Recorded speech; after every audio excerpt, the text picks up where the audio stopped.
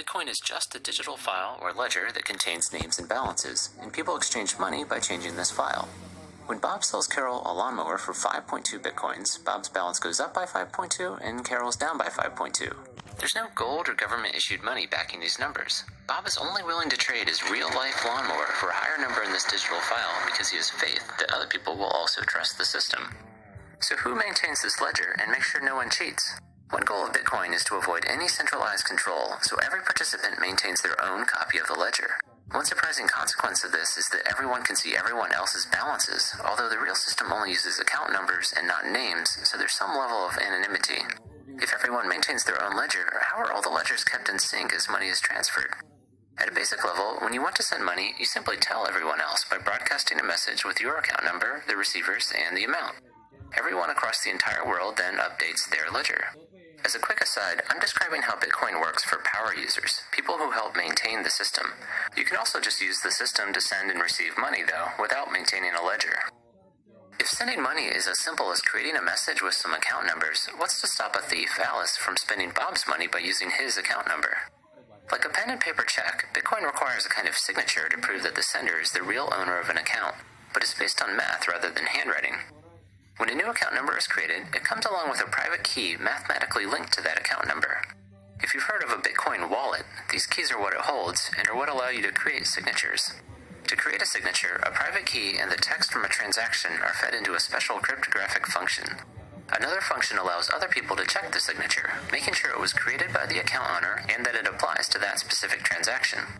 Unlike the handwritten version, these signatures can't be copied and reused in the future, as they're unique to each transaction.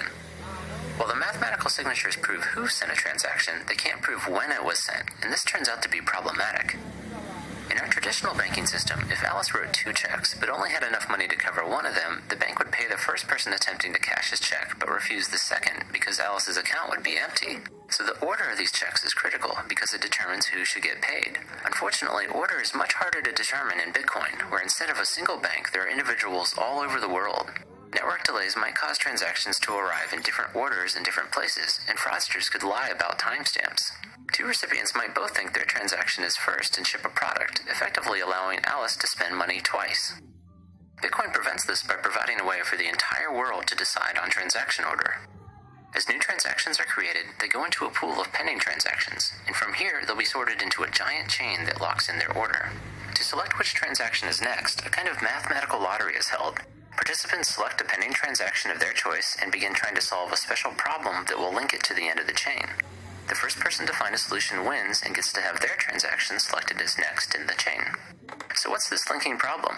It's based on a special function called a cryptographic hash. As scary as this sounds, it just mixes up its inputs and spits out a number, but it's special because it's irreversible. There's no easy way to start with an output and then find an input that generates it other than by making lots of guesses. And this is literally what people are doing in Bitcoin, feeding this function random numbers until the output meets certain criteria.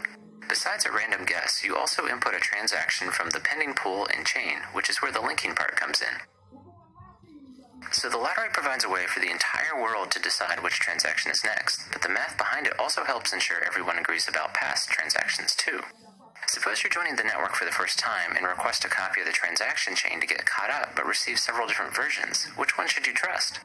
Ideally, you would trust the one that the majority of people are using, but determining this on the internet is difficult. What would stop a single person from voting millions of times? Bitcoin prevents this by requiring people to solve math problems to vote. This causes each vote to have a cost in computing power, making it unlikely that a single person or group could ever afford to outvote or outcompute the majority of users. The transaction ordering process described before actually provides the voting system.